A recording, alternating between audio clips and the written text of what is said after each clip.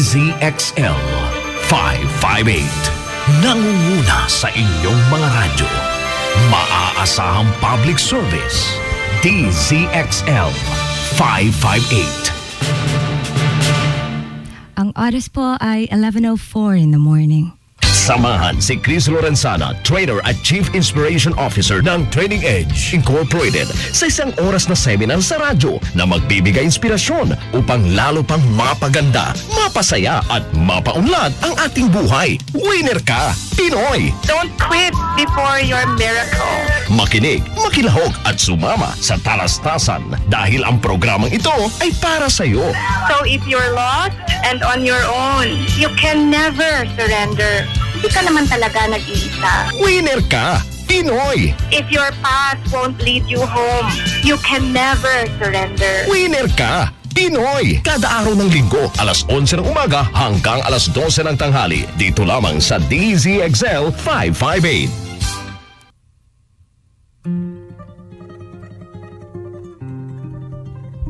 Heroes are ordinary people who make themselves extraordinary.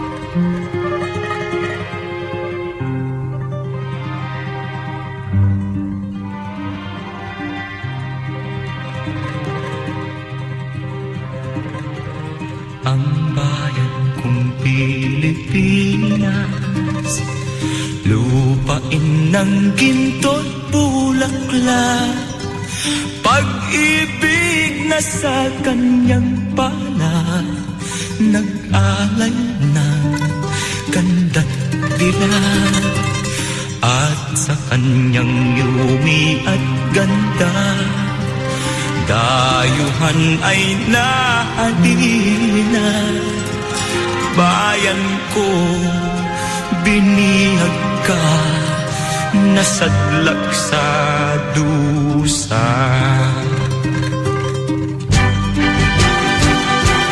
Ibon ng may layang lumipad, kulungin mo at umiiyak.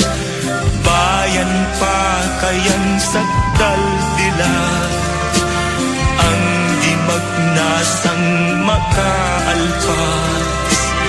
Pilipinas kong minumutya, pugad ng luha at dalita, aking adhika, makita kang sakdal laya. Heroes are ordinary people who make themselves extraordinary. Mga kaibigan, we are a nation in grief. Tayo po ngayon ay nasasadlak sa dusa. Na mga nakaraang araw po ay nakita natin kung gaano kalungkot, kung gaano ka nadudurog ang ating puso noong ipinaparade yung 44 na coffins ng ating SAF elite members. Sa loob po ng bawat ataol na yon ay hindi lamang isang alagad ng batas na nasawi, kundi isang asawa, isang kasintahan, isang kapatid, isang anak, isang kaibigan, isang kasama, o isang mahal sa buhay. Sila ang 44 na miyembro ng PNP Special Action Force na binawian ng buhay sa labanan ng mga pulis at mga kasapi ng MILF at BIFF sa Mama Sapano, Maguindanao. Nangyari po lahat yon, mga kaibigan, nung nakaarang linggo, January 25, 2015. Mga kababayan ko na nagdadalamhati, tanggapin niyo po ang aming pakikiramay, ang aming pakikiisa sa inyong nararamdamang lungkot at bighati. Alam niyo po, mga kaibigan, kapag ako ay nagpupunta sa mga wakes, pag may mga namatayan, wala po akong sinasabi. Ang ginagawa ko lang ay niyayakap ko yung namatayan o hinahawakan ko ang kanilang kamay. I do not say a word. Pero ngayon po, mga kaibigan, I'm going to make an exception. And I'm going to speak dahil wala po ako dyan para yakapin kayo. Napakahirap po talaga ng sitwasyon ngayon. Napakahirap sumaya. Kaya nga po hindi ko masabi sa inyo na Happy Winner ka Pinoy Sunday. Mga kaibigan ko na nawalan ng mga minamahal, at kami rin po ay nawalan ng mga minamahal na kababayan, sana po ay maramdaman ninyo ang aming pagmamahal at ang aming yakap sa pamamagitan ng isang oras na ito. At kayo po mga nakikinig kong mga kaibigan, sana po kung gusto ninyong ipadama rin ang inyong mga pagmamahal, ay padalhan niyo ako ng message po. Dahil ito pong episode natin na ito ay sisikapin ko pong makakarating sa pamilya ng ating mga nasawi. Ako po ay trainer sa Public Safety Mutual Benefit Fund, Inc. Sila po yung mga nag-i-insure sa ating mga kapulisan. At sisikapin ko po mabigyan ng mga kopya ng ating CDs, yung mga pamilya at mga kaibigan ng ating staff members na nasawi. So sa mga po gustong mag-text sa akin, pwede niyo po akong i-text sa 0921-431-1044. Pwede rin po sa 0927-650-6795. At pwede rin po sa 0942-570 or 0106. Pwede rin po sa aking personal na numero na 0920-922-9462.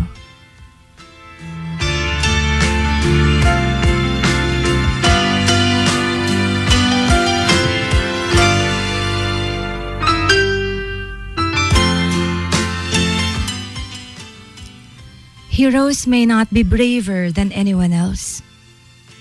They are just braver 5 minutes longer. Yan ang sinabi ni Ronald Reagan.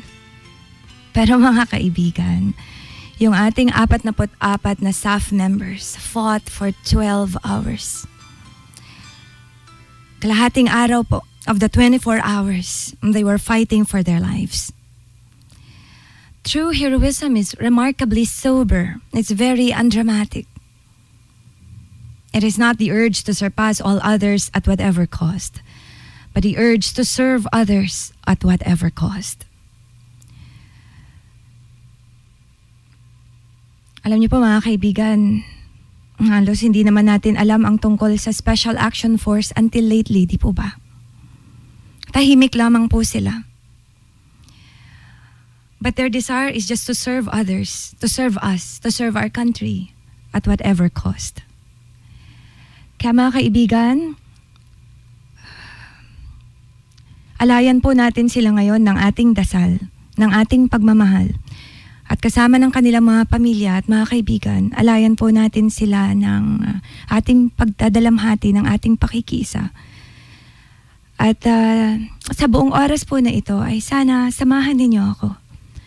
And I would like first to play a song for their family na sa ngayon ay siguro nagtatanong, bakit? Bakit ang anak ko pa? Bakit ang asawa ko pa? At kagaya po ng sinabi ni Pope Francis dati, may mga tanong po talaga minsan na hindi natin masagot. And sometimes all we can do is just to be quiet or to cry.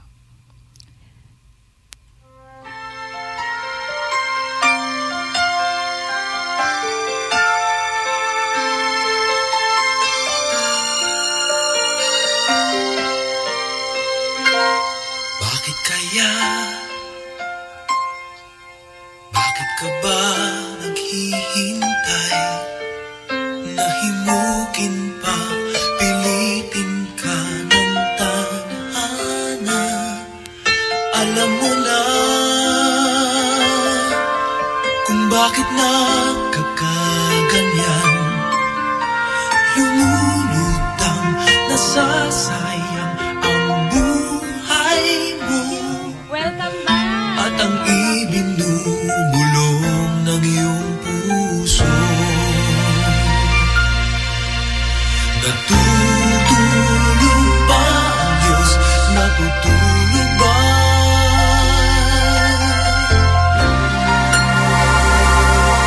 At ikaw ay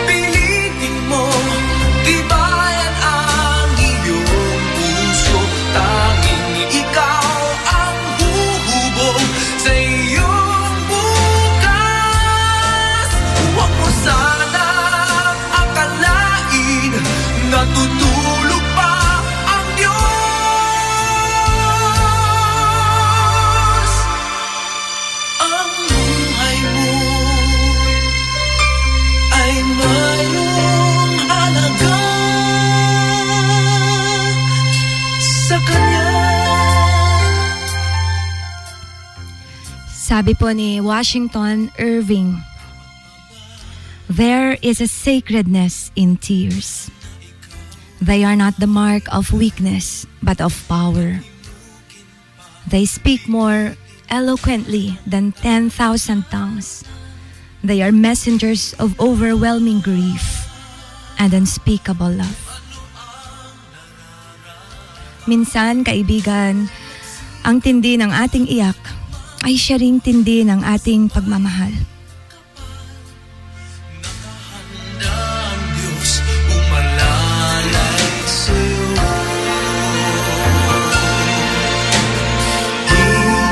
Hinihintay ka lang, kaibigan.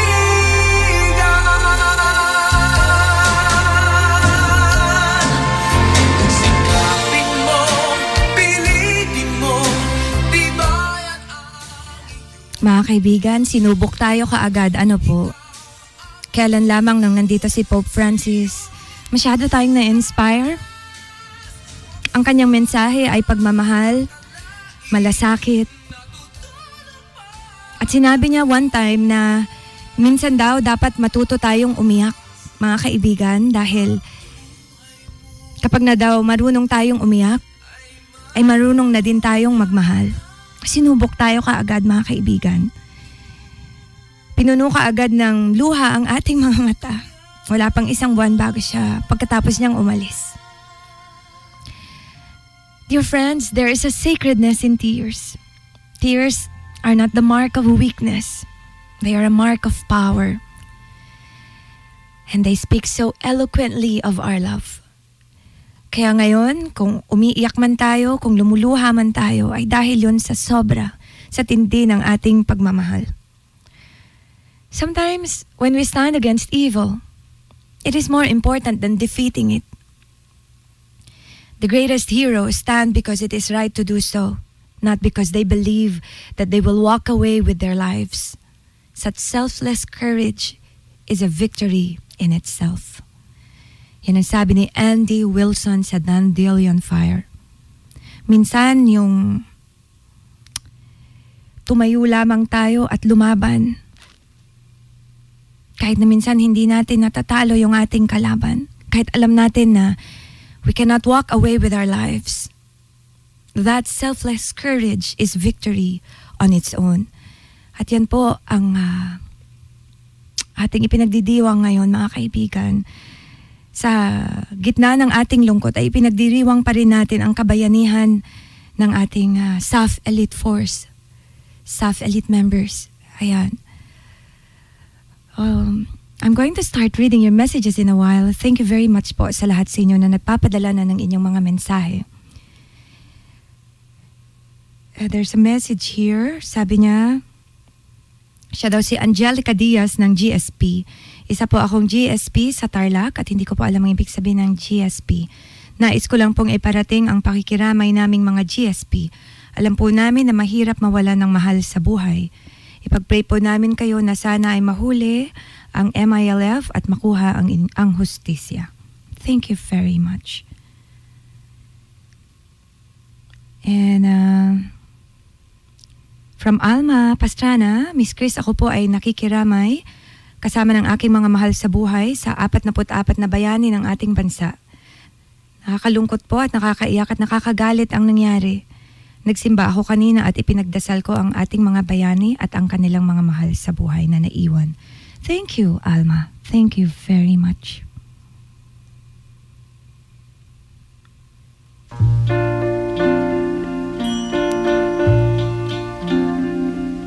To dream the impossible dream, to fight the unbeatable foe, to bear with unbearable sorrow, to run where the brave dare not go, to right the unrightable wrong, to love pure and chaste from afar, to try when your arms are too weary to reach the unreachable star. This is my quest to follow that star. No matter how hopeless, no matter how far, to fight for the right without question or pause, to be willing to march into hell for a heavenly cause. And I know if I'll only be true to this glorious quest, that my heart will lie peaceful and calm when I'm laid to my rest. And the world will be better for this, that one man scorned and covered with scars still strove with his last ounce of courage to fight the unbeatable foe, to reach the unreachable star.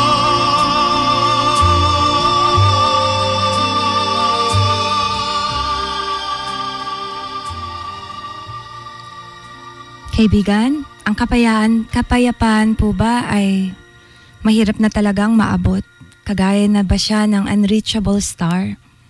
Kasi bata pa po tayo, ay magulo na po talaga sa Maguindanao. Ano po?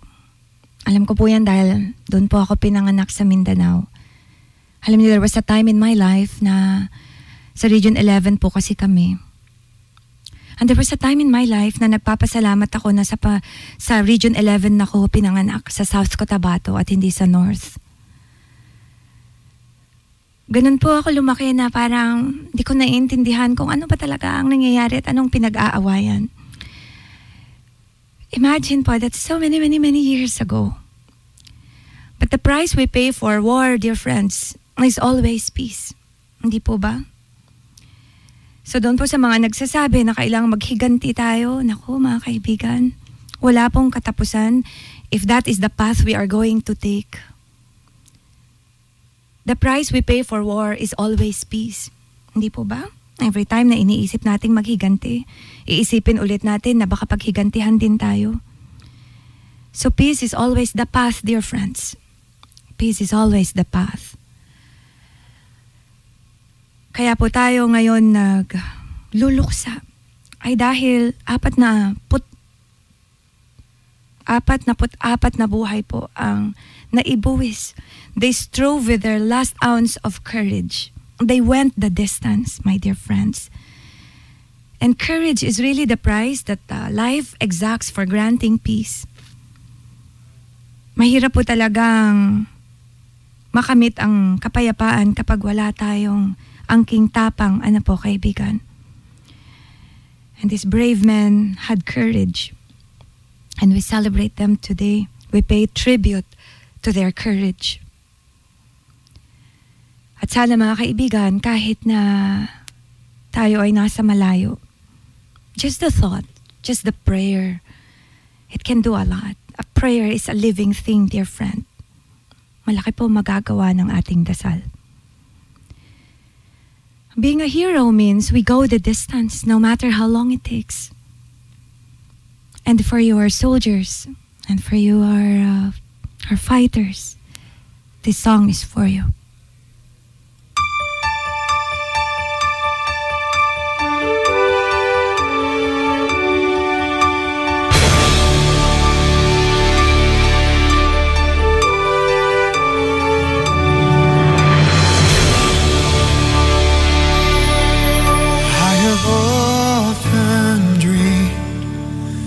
A far-off place where a hero's welcome would be waiting for me, where the crowds will cheer when they see my face, and a voice keeps saying, "This is where I'm meant to be.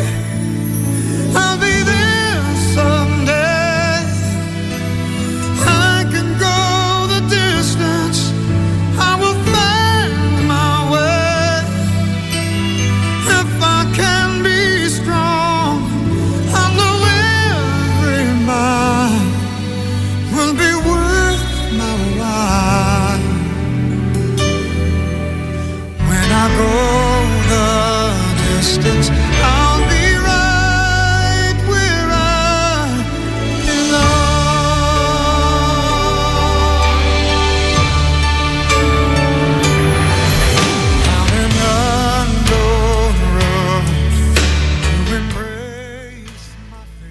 Our fallen 44, thank you for going the distance.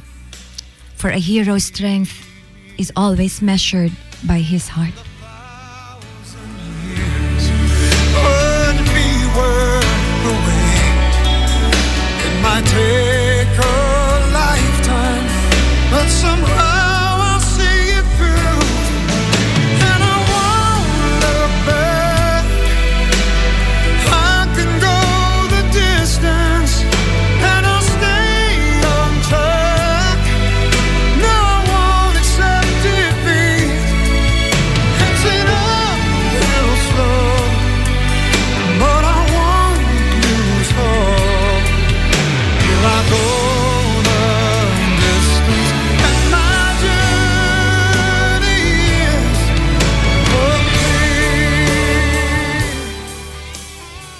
We have a message here. Sabi niya, I am Adrian. Nakikiramay po ako sa mga bayani ng ating bayan na nagbuwis ng buhay. Sana po ay makamit nila ang hustisya. Thank you, Adrian. And another message from Eve of Olongapo City. Sabi niya, Miss Chris, ganun po talaga ang buhay. Naranasan ko rin ang namatayan ng tatay nung ako ay 18 years old. 18 years ago? Masakit talaga. Sabi nila, times of sadness, victory, happiness, trials, suffering. Thank you, Eve. Thank you.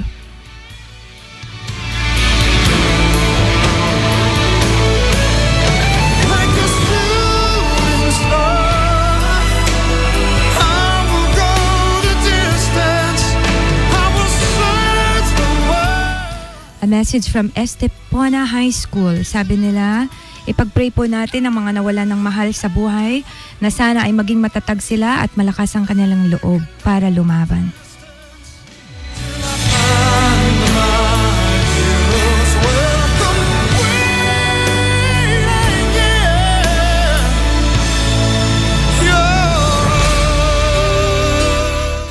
And a message from 3401 to the family. Tanggapin ninyo po ang aming lubos na pakikiramay sa inyo. Thank you very much. Thank you. He who is brave is free, dear friends. At ako ay naniniwala that the soul never dies. So lahat po ng ating mga heroes, they listen to us, they hear us. And they know that we celebrate their bravery. He who is brave is always free. Alam niyo mga kaibigan, sabi ni Mahatma Gandhi, a coward is incapable of exhibiting love. It is the prerogative of the brave. Yung pong mga matatapang ay sila po yung nagmamahal ng totoo, nagmamahal ng sobra. Kaya po,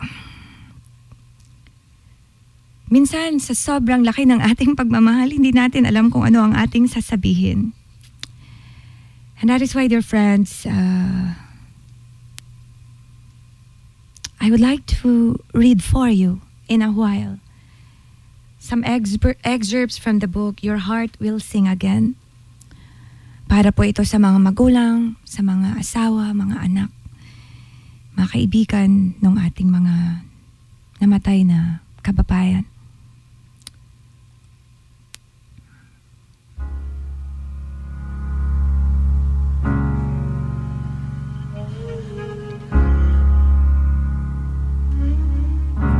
Spend all your time waiting for that second chance, for a break that would make it okay. There's always some reason to feel not good enough, and it's hard at the end of the day. I need some distraction. Oh, beautiful release. Memories seep from my veins. Let me be empty. Oh, weightless, and maybe I'll find some peace tonight. In the arms of the angel, fly away.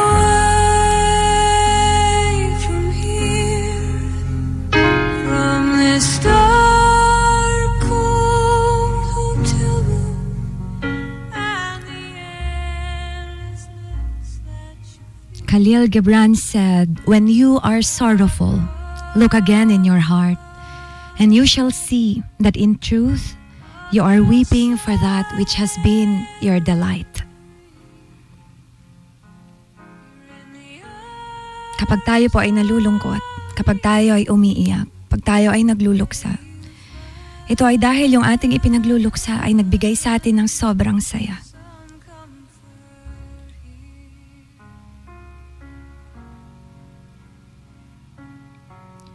Ang totoo po kaibigan, grief is love. Yung ating kalungkutan, yung sakit na ating nararamdaman, lahat yon ay nagsasabi kung gaano tayo nagmamahal. Death hurts. Death will always hurt. Because to love a thing means you want it to live. Hindi po ba, mga kaibigan? Kaya tayo nasasaktan pag merong nawawala, merong namamatay, ay dahil gusto nating naandyan at buhay ang ating minamahal.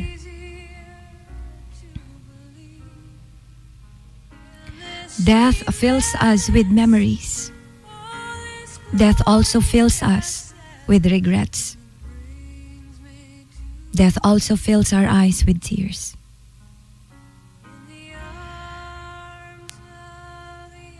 Pag po merong nawawala sa ating mga minamahal, naaalala natin ang lahat-lahat tungkol sa kanila. Lahat ng biro nila, lahat ng mga sinabi nila, lahat ng mga habilin nila, mga huling pag-uusap natin.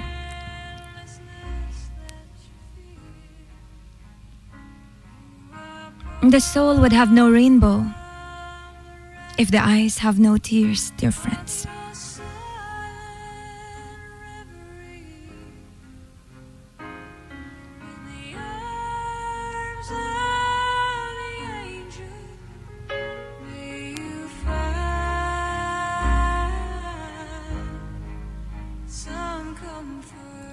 Death makes us angry. Yes. Marami po sa atin ngayon ay galit. Merong nagpadala sa akin ng message dito. Sabi niya, Boy of Cagayan, sabi niya, nagbubunyi ang Commander-in-Chief ng MILF na si Pinoy. I don't necessarily agree with you. But I think you say this out of anger. Death makes us angry, dear friends. Death confuses us. Hindi po ba? Minsan nalilito tayo na bakit hindi natin naiintindihan kung ano talaga ang nangyayari. And death really makes us so sad. Na minsan sa lungkot natin, minsan parang ang hirap huminga. Ang hirap mabuhay, di po ba, mga kaibigan? Parang hindi natin alam kung paano tayo ulit tatayo. Grief is always an uninvited visitor. Hindi natin siya gusto. Hindi natin siya hiniling na dumating.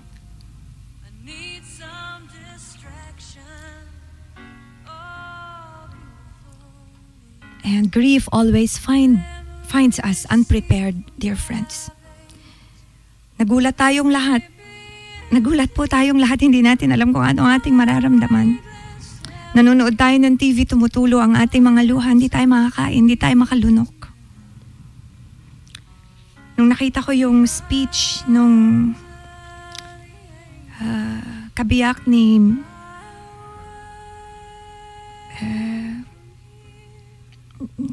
Officer Pabalinas, sabi niya, should I be sad that I lost my husband or should I be proud? My husband gave his life to claim peace. He placed service for the people before anything else. Yan ang sabi ni Mrs. Pabalinas. And we grieve with her, dear friends. We grieve with her and all the other families.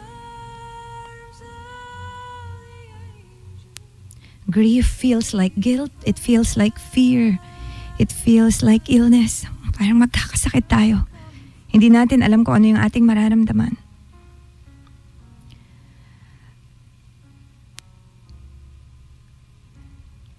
But pain and death are part of life, dear friends.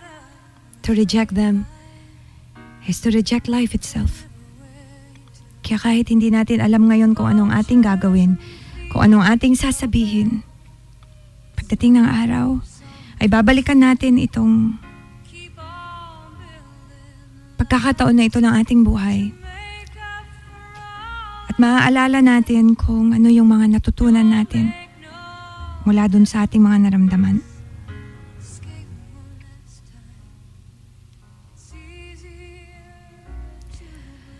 We have a message here. Sabi niya, si Roy po ito dito sa Europe.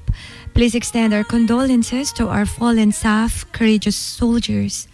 I know it is sad and hurt us, especially the family. I myself feel the pain, but it probably is God's way to lead this southern part of the country to lasting peace. But again, I salute your sacrifices as you all be our present heroes and be in the history of our country. Thank you. Thank you, Roy. Thank you very much.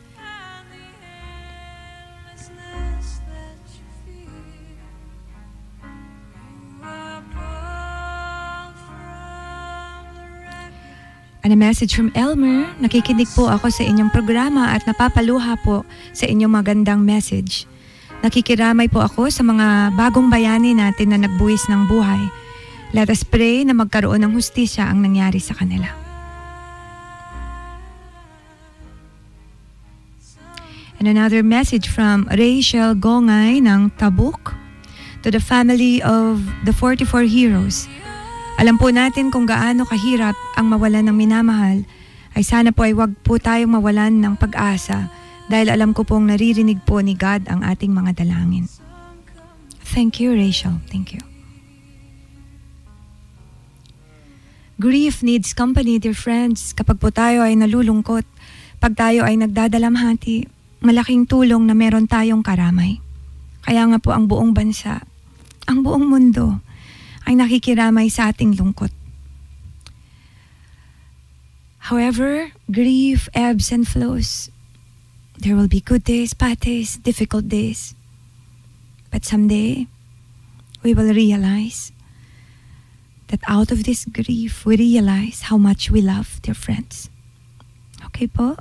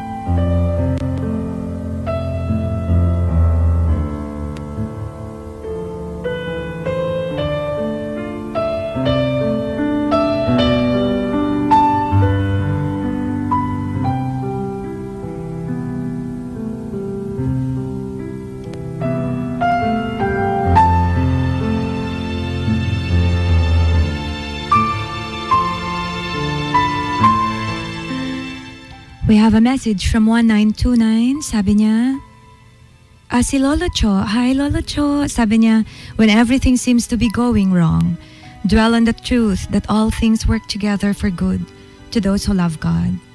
Then instead of complaining, you'll be able to say confidently, God is working for me. God bless. Thank you po, Lolo Cho. Salamat.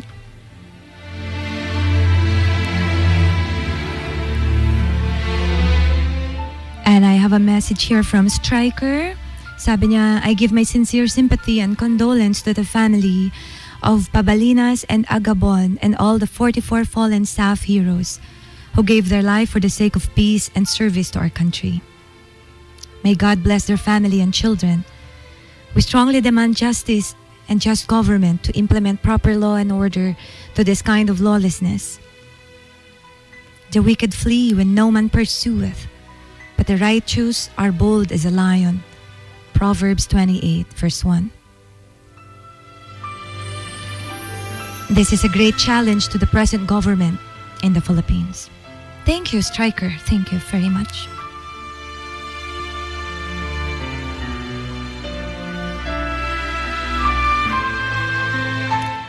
And another message here from Adeline Abalos Lelina ng Bambang, Nueva Vizcaya. Good morning. Kami po ay nakikiramay sa mga namatayan. Kami rin po ay masakit din sa amin ang mga nangyari sa mga namatay na mga pulis. Kahit anong gawin natin ay kahit magsisihan man, ay wala na po, tapos na. Kaya ang gawin na lang po natin ay ipagdasal sila. At sana ay hindi na maulit ang nangyari. Dahil ang Panginoon, hindi niya tayo bibigyan ng pagsubok kung hindi natin kaya. And another message from 9316. Sabi niya, dapat mabigyan ng hustisya ang SA 44. Dapat managot ang nag-utos sa operation na naging trahedya. At laging bukang bibig ng palasyo na wag bara-bara. Sino ba ang bara-bara kundi ang nag-utos sa operation? And another message from Gigolo. Sabi niya, to the bereaved families of the fallen brave men in uniform, our prayers are with you. The Filipino people will stand firm for justice. If we find no justice in Pinoy and his government and all the corrupt officials of this land, rest assured your countrymen with sincere heart will always be with you. This is a wake-up call for Filipinos who dearly love our country. Let us all unite and call an end to oppression. Justice be served. Thank you, Chicolo. Thank you.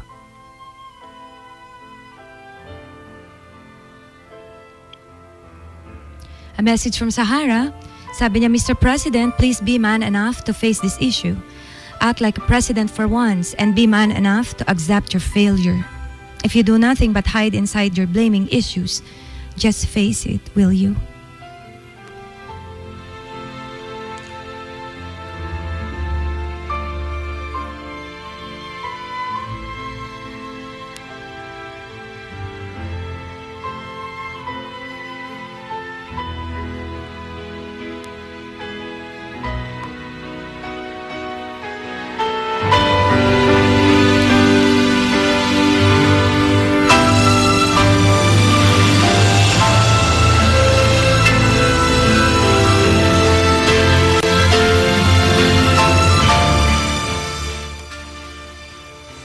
Mga kaibigan, ang dami pong nagpadala sa akin ng mensahe that they felt betrayed by our President, Noynoy Aquino. Meron pong nagpadala ng mensahe sa akin na mag-comment daw po ako doon sa kanyang mga ginawa. Ang tagal ko pong pinag-isipan kung anong aking sasabihin. Isa po ako sa supporters ng ating presidente. Nagsulat pa po ako dati sa blog ko na sinusuportahan ko siya dun sa tuwid na daan na gusto niyang mangyari para sa ating bansa. Pero dahil po sa inyo na mga nag-text sa akin, na nag-message sa akin sa Facebook, na nagsabi na sabihin ko ang aking nararamdaman, then I would speak, dear friends. I would speak.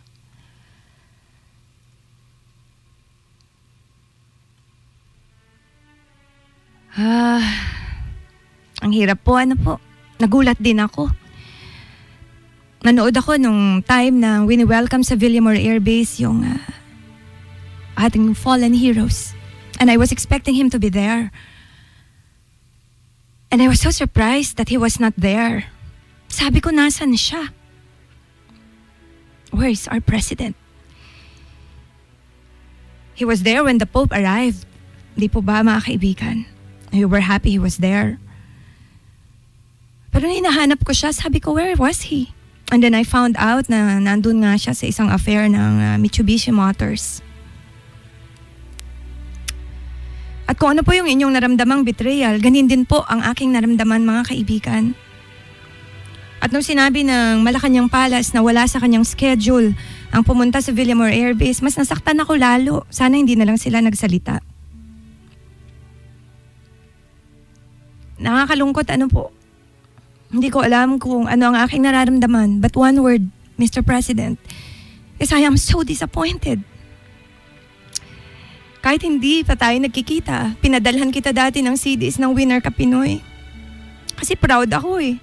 Proud akong malaman mo na may kagaya ko rin na kumakampi sa'yo. Na sinusuportahan ka. Na pinagtatanggol ka. Kaso, parang mahirap ipagtanggol yung mga pinaggawa mo lately.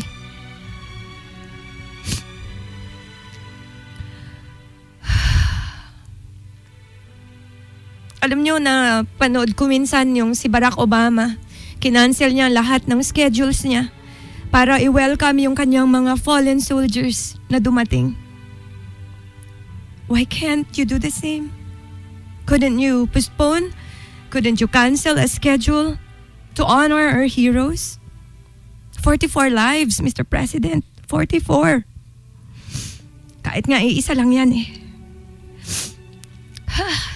Nako, sa inyo mga kaibigan ko na nagtanong sa akin ito, na nagsabi na huwag kong iwasan tong issue na to. Nagpapasalamat ako sa binigay ninyo sa akin courage.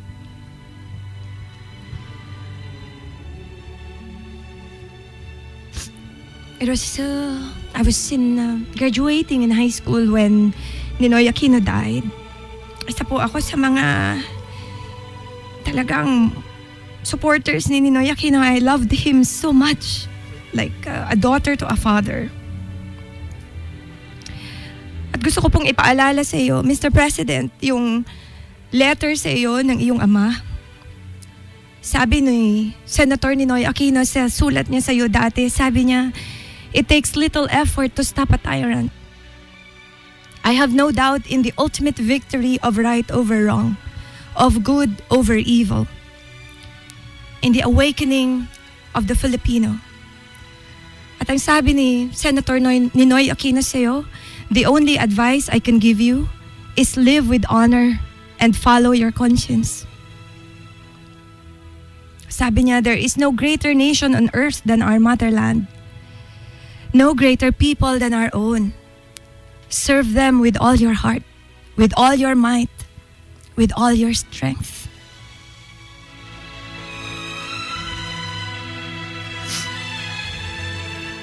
Yan, Mr. President, ang message sa'yo ni Senator Ninoy Aquino, who was your father, one of our heroes. At sinabi mo kami ang iyong boss. 44 sa iyong boss ay naandun, pinaparade ang kanilang coffins, and you were not there to salute them. So wag kang magtatampo sa amin kung ayaw naming pansinin ang iyong condolences. Alright? At kung masama ang iyong loob, well, we understand. Pero sana maintindihan mo rin kung bakit masama rin ang loob namin sa'yo. You did not serve us, I think, at that moment with all your heart, with all your might, with all your strength. So dear friends there, that is what I felt. Kung ano yung inyong naramdaman, ay naramdaman ko din. One word, disappointment. Disappointment, dear friends.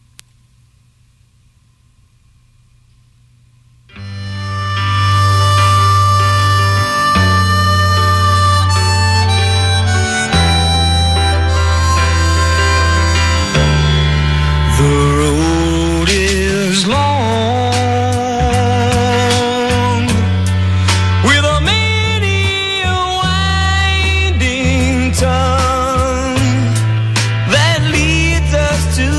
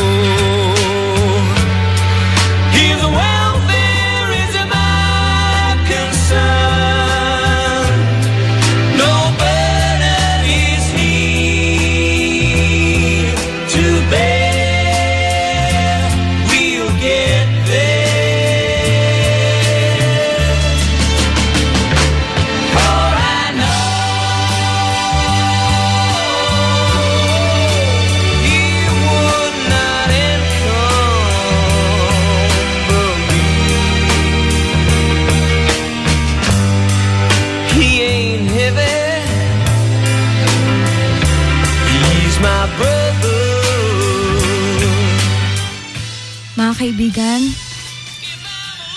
alam niyo po, merong isang kwento, si PO1 Windel Candano, he was 32 years old. Medic siya ng PNP staff. Pwede niya sanang iligtas ang kanyang buhay, pero pinili niya na tulungan yung kanyang mga kasamahan under heavy gunfire during the encounter. And in the process of helping his brothers, his comrades, ay binawian din po siya ng buhay, mga kaibigan. Siguro sabi niya, "You are not heavy brothers. You are my brothers."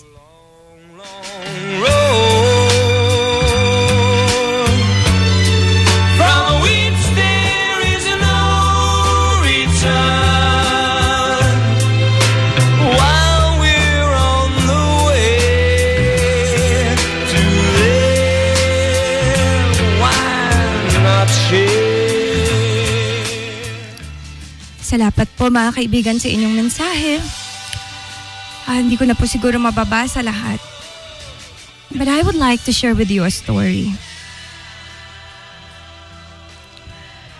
There was once a village chief po. So ang tawag sa kanya na mga kasama ay chief. At dahil po nagkakagulo yung kanyang village, ay nagkaroon po sila ng rules, ng mga batas. At isa po sa mga batas na yon, ang sabi niya ay pag merong nagnakaw, sa unang beses na siya ay nagnakaw, siya ay lalatiguhin ng 10 beses. At sa pangalawang beses, magiging 20 na po yung hagupit sa kanya. At sa pangatlong beses ay 30 na po. At tinawag niya po lahat ng kanyang mga kasamahan at sinabi na para magkaroon tayo ng kapayapaan at magkaroon tayo ng tiwala sa isa't isa, ay sundin natin itong batas na ito. At lahat naman po sila ay umoo. At mga kaibigan, after a few days, there was a report. Meron pong nagpunta sa kanya at sinabi na meron pong isang tao na nagnakaw. At sabi ng village chief, nahanapin siya. At kapag siya ay inyong nahanap, ay bigyan niyo siya ng karapat-dapat na kaparusahan. Pero hindi po nila nahanap. A few days after, mga kaibigan, ay meron ulit nawalan. At pinahanap ulit ng village chief kung sino yon. At sabi niya, kapag siya ay inyong nahanap, bigyan niyo siya ng karapat-dapat na kaparusahan. And then a week after, dear friends, lahat ng mga tao sa village ay nalulungkot na. Yung iba ay nagtataka, bakit? Ang konti lang natin, bakit hindi natin kaya na sumunod? And then finally, there was a report na nahanap na po kung sino yung nagnakaw. At yung nagnakaw po ay isang tao lamang. Ibig sabihin ay 3 beses na siyang nagnakaw. At ang karapat-dapat na kaparusahan ay 30 latigo, kaibigan. At sabi ng village chief, dalhin ninyo sa akin kung sino yung magnanakaw na yan. At bibigyan natin siya ng kaparusahan at magkaroon tayo ng kapayapaan ulit. At dinala nga po sa kanya, mga kaibigan, yung tao na nagnakaw. Pero mga kaibigan, nagulat yung ating village chief nung nakita niya na ang tinuturong magnanakaw pala ay ang kanyang ina.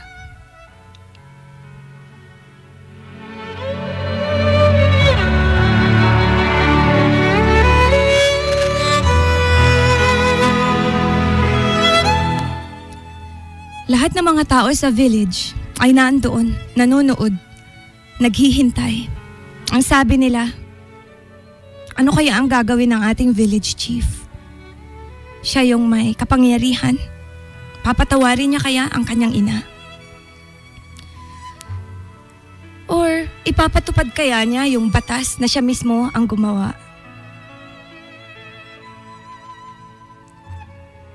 At nadudurog po ang puso ng ating village chief. Pero sabi niya doon sa kanyang kanang kamay, hubaran siya. At ipatupad natin ang dapat nakaparusahan para sa kanya.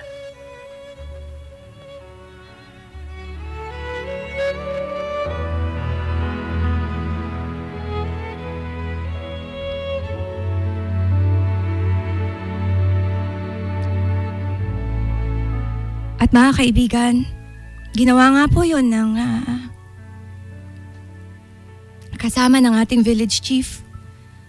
Dahan-dahan hinubaran nila yung napakapayat na katawan ng ina ng village chief. At nung handa ng hagupitin yung ina ng village chief, ang ginawa po niya ay niyakap niya ang kanyang ina. At sa kanya po lumapat ang lahat ng latigo na dapat ay para sa kanyang ina.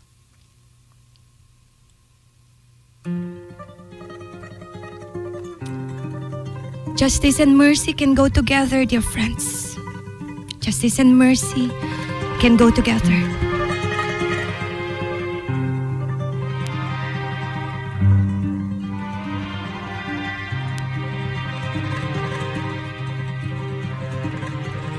Ang bayan kong Pilipinas, lupain ng ginto't bulaklak, pag-ibig na sa kanyang pala, nag-alay ng ganda't dilag, at sa kanyang yumi at ganda, dayuhan ay nahalina. Bayan ko, binihag ka, nasadlak sa dusa. Ibon ng may layang lumipad, kulungin mo at umiiyak. My dear brothers in the police, my dear brothers in the armed forces, I know that your hearts are filled with grief and anger. But I hope you stand for peace. Sana wag na nating dagdagan pa yung lungkot na nararanasan natin. Sana po gamitin natin ang ating lakas para pagtibayin yung kagustuhan natin na maging mapayapa ang ating lupa. We are brothers. We are all Filipinos.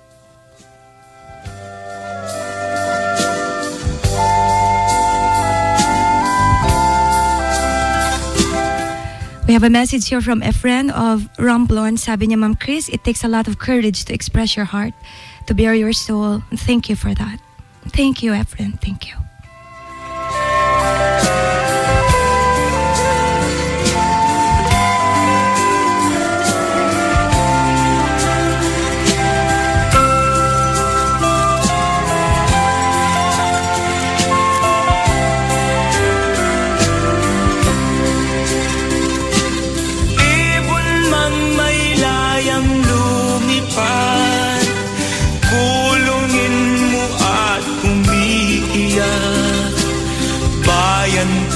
Kayang sakdal tila ang di magnasang makaalpas. Pilipinas kung minumutya, ugad ng luha at dalita, aking adlika, makita kang sakdal laya.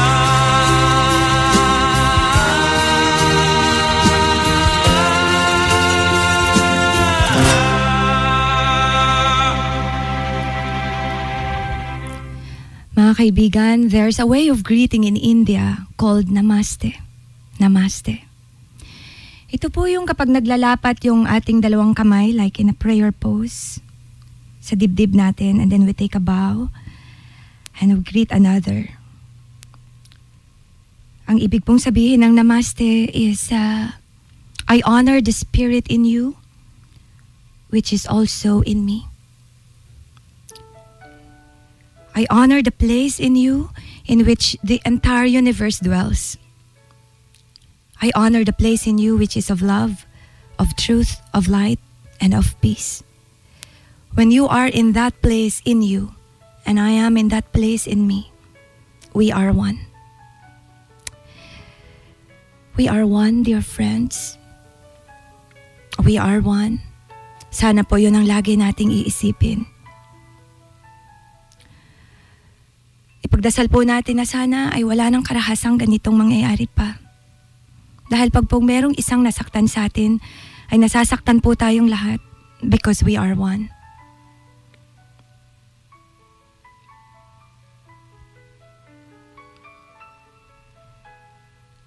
I honor the place in you in which of love, in which is of truth, of light, and of peace. Mga minamahal naming mga kababayan, sana po ay naramdaman ninyo ang aming pagmamahal sa isang buong oras na ito na inialay namin sa inyong mga minamahal. At pasensya na po kayo, hindi ko po nabasa lahat ang inyong mga messages. Pero meron ditong nagpapahabol, sabi niya, "Good morning, habang binabasa mo ang mga messages na pinapadala sa'yo, naluluha talaga ako at nakikiramay ako sa mga staff na nagbuwis ng buhay nila. Edward from Tarlac." Thank you, Edward. Thank you very much. Someday, dear friends, your heart will sing again. It will not be the same song. It will not be a weaker song, but just a different song. We will never ever be the same again, dear friends, because of this experience. At sana po mga kaibigan ay matuto tayo na mahalin. Na mahalin ang ating bayan, na mahalin ang bawat isa. Dahil po kapag punong-puno tayo ng pagmamahal, hindi po natin maiisip saktan ang ating kapwa. And that is why, dear friends, I would like to say goodbye again. I really don't know how to end today's episode. But I would like to play Never Surrender para po ito sa inyo mga naiwan nating mga heroes. To you, my dear friends, never surrender. Never surrender.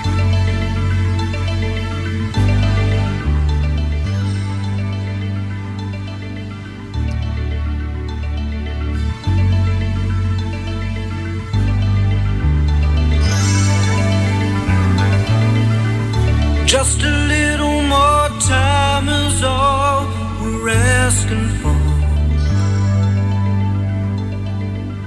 'Cause just a little more time. Thank you, dear God, for the gift of courage and bravery.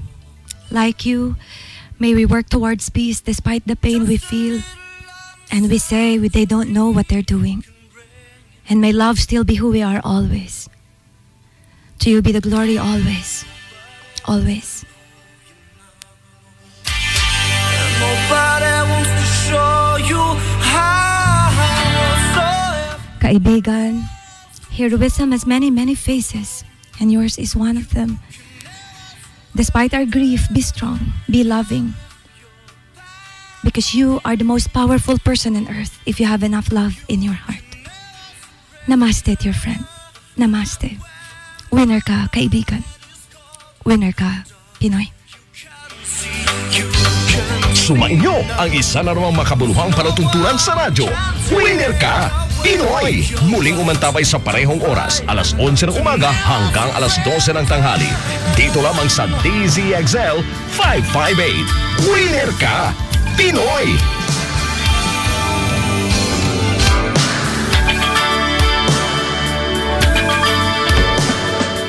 Ang huling saludo sa mga bayani ng bayan.